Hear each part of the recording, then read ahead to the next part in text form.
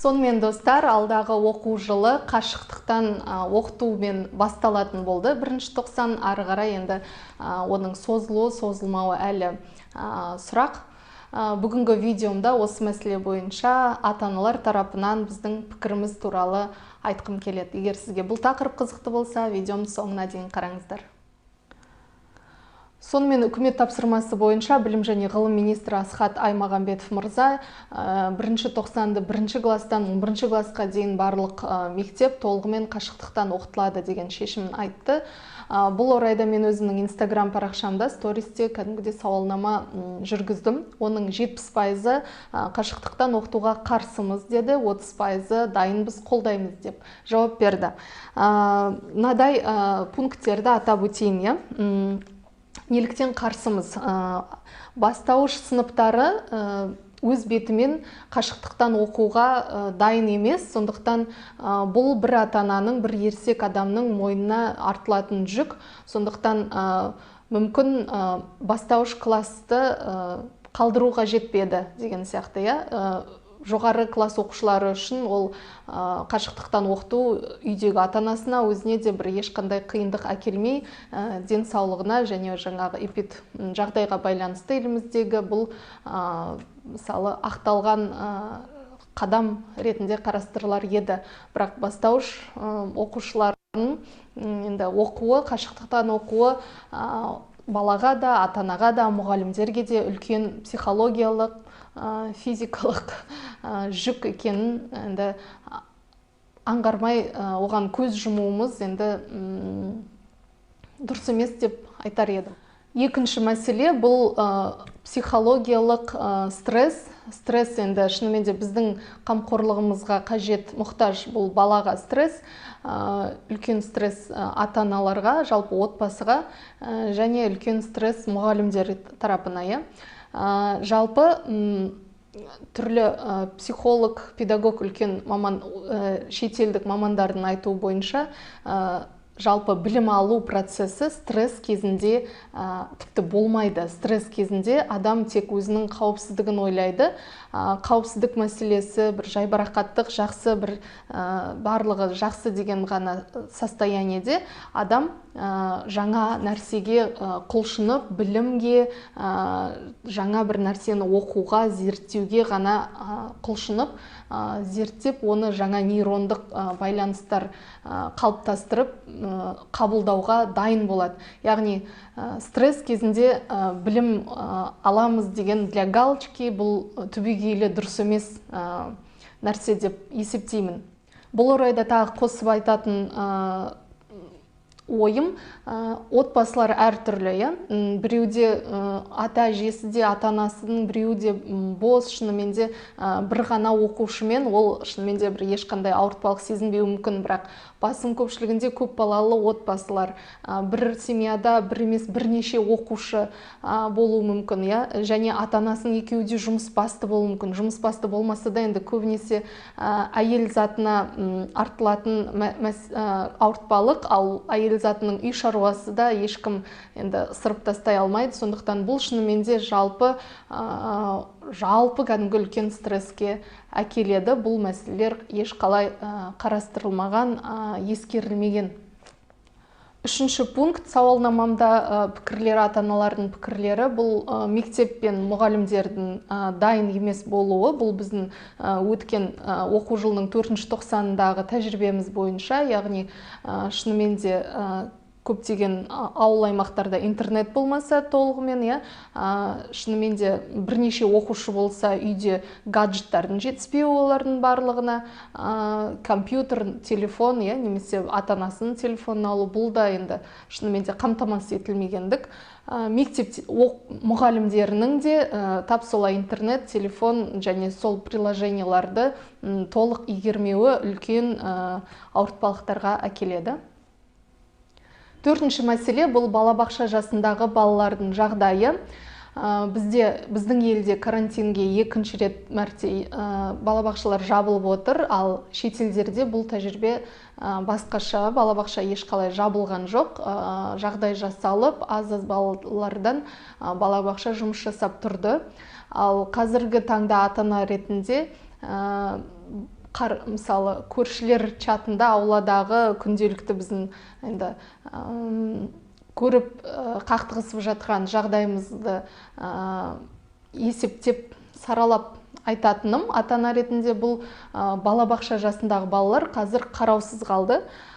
Себебі айтып отырмын, тағы да қазақстандықтардың басым көпшілігі ата-аналары немесе жұмыс жасайды, немесе таңнан кешке дейін де балалар қазір қараусыз, былайша айтқанда сыртта жүр. Оларды мысалы қамап қоюда жаз кезінде өте қиын. Бір жағынан витаминді, ол да өте бала организміне пайдалы, бар жоғы осы 3 ай жазда енді витамин аулада ойнап жүруі, ал балабақшаның жоқтығынан қараусыз қалған кішкентай балалардың қауіпсіздік мәселесі өте күрт нашарлады. Ал вирустың оларға қауіпсіздігін ескерсек, жалпы дәлелденген нәрсе, балалар, жас организм, жастар жағы вирусты оңай ауырып өтеді, ауырған жағдайда да, немесе ауырмайды. Ал қауіпсіздік мәселесі, балалардың қараусыз қалуы, ата-аналардың тағы да жұмысқа шыға алмауы, балабақшаның жабықтығынан, бұл таразы жағында өте ауыр қиындықтарға әкеліп отыр. Бұл орайда еңбек және әлеуметтік қорғау министрі Біржан Нұрымбетов мырзаның осы карантин мәселесінде мемлекеттен қолдау алып отырған адамдар категориясына осындай үлкен жүк артылып отырған ата-аналардың қарастырылмауы енді бізді алаңдатады. Бұл жерде бір 42.500 теңге ақша мәселесі де емес. Бір осы мәселені реттеу бойынша статус беру, бір кішкене болса да аңғарылуы осы үлкен еңбектің қажет сияқты. Және тағы да менің сауалнамама оралсақ, қашықтықтан оқытудың жалғыз плюсы бұл шынымен де тек қана денсаулық болып тұр. Ал егерде вирустың балаларға, қайта айтып өтейін, еш қатты бір қаупі жоғын ескерсек, бұл енді еш ақтау емес сияқты. Ал егерде мұғалімдер тарапынан қауіп десек, мүмкін оны басқаша қарастыру керек пе еді. Жалпы стресс және нашар көңіл күй иммунитеттің әлсіреуіне алып келеді. Ал барлық дәрігерлер, бүкіл әлемдік дәрігерлер вирусқа қарсы дайындау үшін өзімізді, мысалы, иммунитетті нығайту, жақсы көңіл күй деп бірауыздан айтып жатыр. Және де айта өтетінім, жалпы тағы да осы жарты жылдық тәжірибеміз бойынша барлық адам бұл вируспен ауырып шығатын тәрізді, бірақ біреуі жеңіл түрде, біреуі ауыр түрде ауырып жатыр. Сондықтан бұл тек иммунитет мәселесі ғана деп есептеймін. Сондықтан мектепке бармағаннан жұқтырмайды, ауырмайды деген мәселе жоқ. Жалпы тек қалай ауырып шығады, ол жаңағы мұғалім де, ол ата-ана да, ол бала да, осы аулада тұрған азық-түлік дүкеніне барса да ол вирусты жұқтыра алады. Сіз тек жалпы өзіңізден жауапкершілікті шешіп алып тастап отырған секілдісіз. Үкіметтен сұрақ келді, жағдай мысалы қауіпті болды. Тек біреудің баласына бірдеңе болып қалыпты, бір мұғалімдер бірдеңе болып қалыпты деген сізге жауапкершілік артылмаса болды. Қалай оқыса, солай оқысын деген сияқты бір ата-аналарға деген, балаға деген, жалпы білім алу сапасына деген ешқандай бір көңіл бөлу, алаңдаушылық, тіпті бір ауыз комментарий ешқандай біз естімедік. Енді мен де біз ата-аналар тарапынан құрауыз тек көңіл толмайтын нәрселерімізді айтып бір айыптау емес, бұл жерде бір шешімдер немесе бір кәдімгі нақты шешім бере алмасақ та, сол шешімдерге бағыт ретінде бір-екі нұсқамызды айтқымыз келеді. Біріншіден, жаңағы ең басты проблема сіздің жауапкершілік алмауыңыз болса, онда мүмкін таңдау берілсе екен. Егер шынымен де иммунитеті нашар бала, ата-ана, шынымен де бір қорқыныш, үрей басым ата-аналар және үйінде жағдай жасап білім бере алатын ата-аналар қашықтықтан оқуды таңдаса.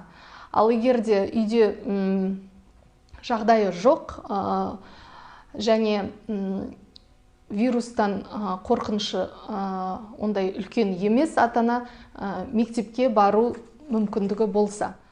Сонда жаңағы сіздің айтқан малокомплектный школы, аз адам болатын мектептерде, оқушы саны аз оқи бере алады дегеніңіз орындалар ма еді? Мысалы, жарты класс қашықтықтан оқса, жарты класс 10 шақты адам офлайн мектепте оқи бере алар еді. Сонда бірдеңе болған жағдайдың өзінде сіздің